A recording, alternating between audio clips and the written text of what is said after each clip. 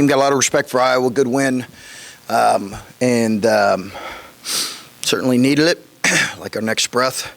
So it was good to get it. A lot of contributions from a lot of guys. And, obviously we'll play these guys again. The system Iowa plays, I've talked about this. It's unique. It's very difficult to guard. And I thought our guys did a good job with it. And they're changing defenses. Also got us standing around a little bit today. But a lot of credit to a lot of guys. I thought Isaac's play was phenomenal. Like you said, just one game.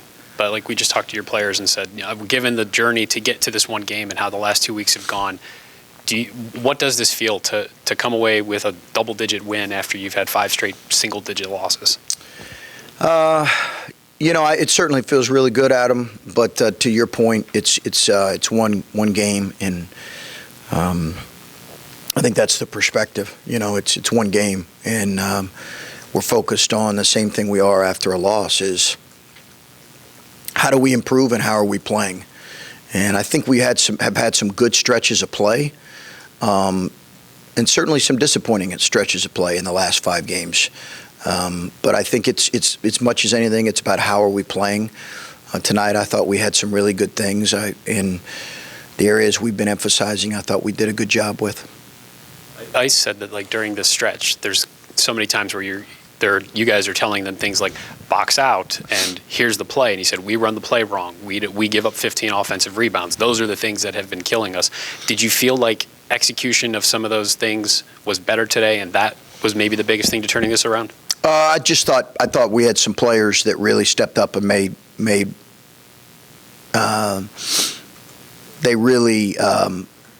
plays, and I thought we were a group that was really, really dialed in today. I do think, Adam, we still have a lot of areas where we just have to get better, and that's a byproduct of having a younger group and a relatively new group. We're not there yet, so to Ice's point, I think that's areas we got to continue to clean up. So to follow up on that, when you've had these close losses, you get a win like today, is it as simple to say guys just executed, or were there more things that you saw that were the difference between the difference in between winning and losing in today and some of those closer games? Yeah, no, each game's different, and the opponents are different. And Iowa's obviously had won 4 straight. Had they won 4 straight, or was it 4 straight? Obviously, had won at Rutgers.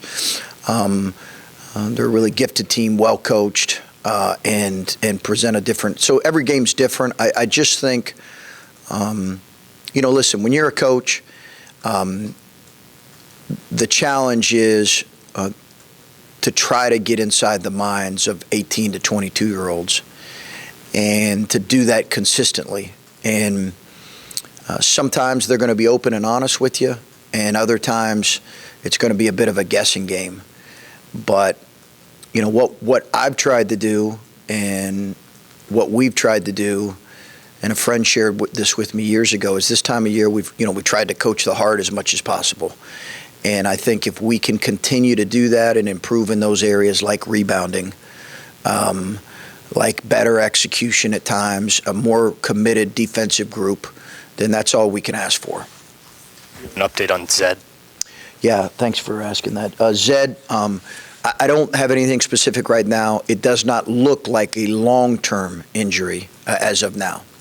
It does not look like a long-term injury.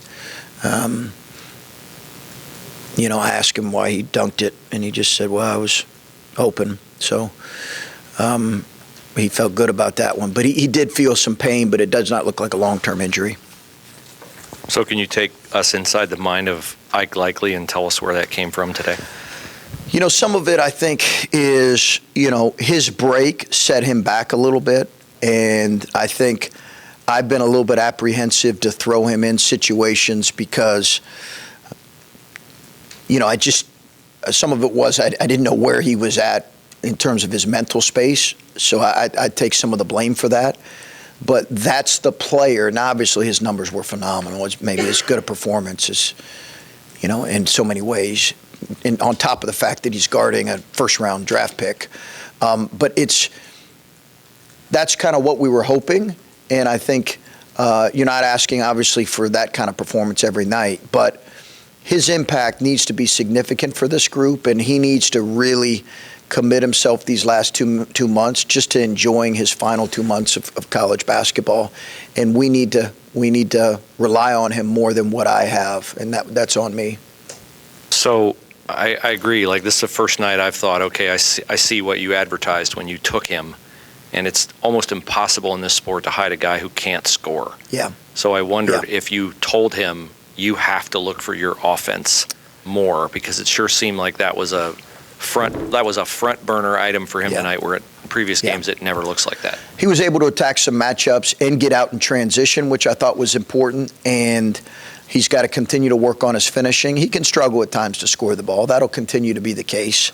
But he did need to be a little bit more assertive, particularly in transition when he's at his best. And I just wanted him to be Isaac. And that's what I told him, the day before the game. I just want you to be Isaac. We just need you to be that guy. And he was certainly that and some.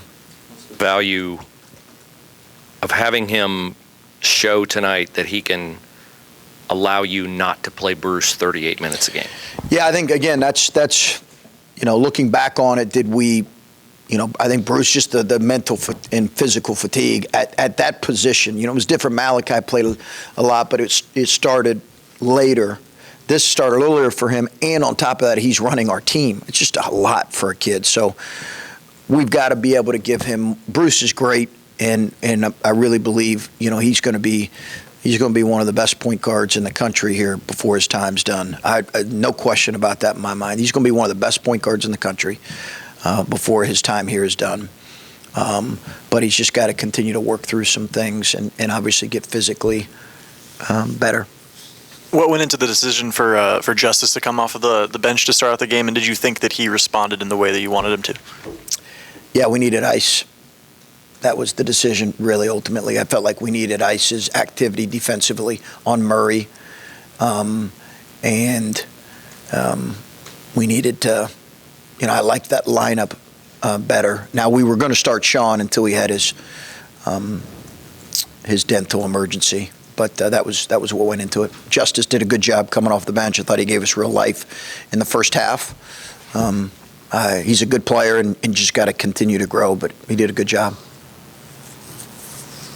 You said earlier in the season you wanted to see Tanner grow defensively. It seems like he really has the last couple of weeks. What have you seen from his play, and especially today? It seems like he caused 2 big turnovers there. Yeah, I think he's growing, and to your point, he's improved defensively. He's not where we need him to be yet, but he's improved to the point to where teams, there's just not as many errors as there were earlier in the year. He got rejected on ball screens a lot earlier in the year. He had trouble guarding the ball earlier in the year. Now he's really locked in on those things, and he's a good player. When he does that on that end, he can help us at the other end.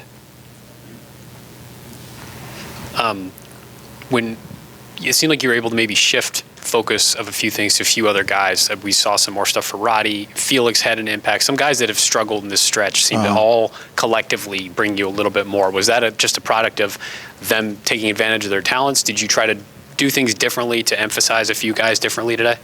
We put in a few different things to move the ball a little bit more. And I think that allowed to free some guys up just playing.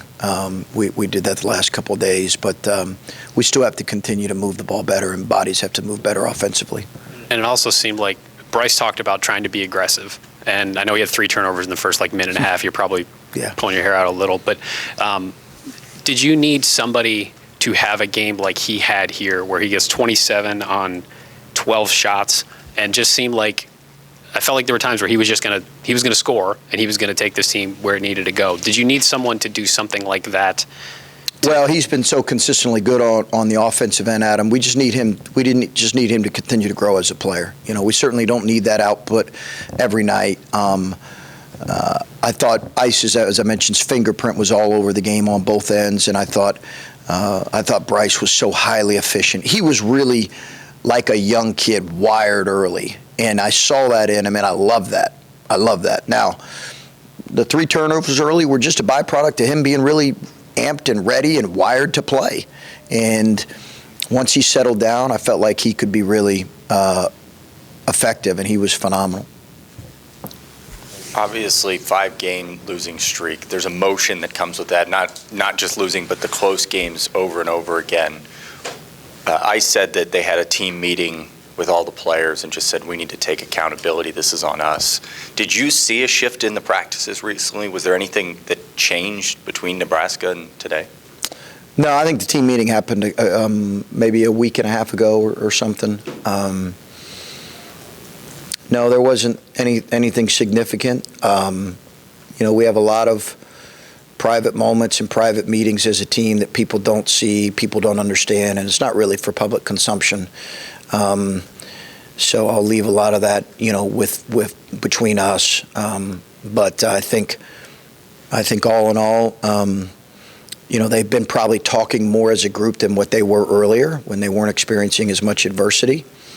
I think they're probably talking more, and we'll see what comes out of that. And I think today were some really good things. But again, I think the team meeting that happened was, a couple people mentioned, was maybe after the Minnesota game, perhaps.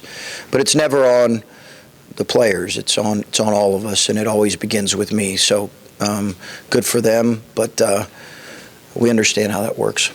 When you see the emotion of today's win, don't want to go inside the locker room, but, what is that feeling amongst the team to finally, get back in the win column moving forward here? Yeah, it's great. I was really happy for them. They've earned it. It was really, just really happy for those guys because it's obviously been a tough stretch. And there's a lot of people that go through tough stretches. You try to explain that to them. There have been a lot of really good teams that have struggled, had stretches of play, but you don't realize that when you're an 18, 19-year-old kid. And honestly, you don't care. You just you're worrying about your own stretch. And, it's been miserable. We'll just keep fighting, keep trying to get better, keep improving, and see where it goes.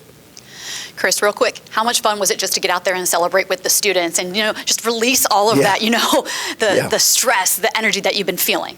It was great. I mean, it was great. Our students have been phenomenal. They really have. I mean, they've been phenomenal. I give our crowd a lot of credit, and thank you for asking that, because I do give our crowd a lot of credit today. I thought they gave us great energy, and there were some fun, exciting plays, because of the attacking their pressure. But I give our students, they've been so consistent here these last couple years, and student tickets have sold out at a high rate, and they really bring us great energy. So it was great to spend a few moments with them. I really do love our student group. They've been phenomenal. I asked Mike this yesterday, if one win would kind of open the floodgates a little bit. I mean, are you expecting now, you want the guys to play more free?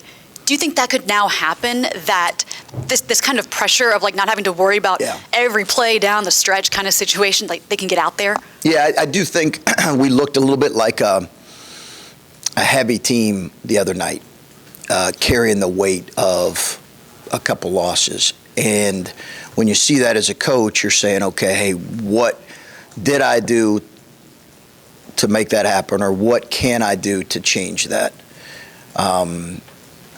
And that's really what these last couple of days have been about for me, because we played like a heavy-hearted team at Nebraska. And give them credit. They obviously took Purdue to overtime. They're a good team.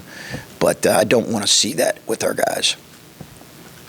Ice talked about captains and just putting more on them, and as a captain, that what's kind of happened these last couple of weeks isn't acceptable. How much have you had, conversation, challenged, done whatever you can to try to get more from those guys to try to lead you out of this? With Isaac? Or with the captains in general? Yeah, we've met with them more, Adam. I've met with them more. Met with them yesterday after practice. They're the touch point of the team, and they, as I talked about, just are going to determine so much how these next couple months go. It's not, and we've included Bruce in that group too. So yeah, we've had certainly more conversations with them.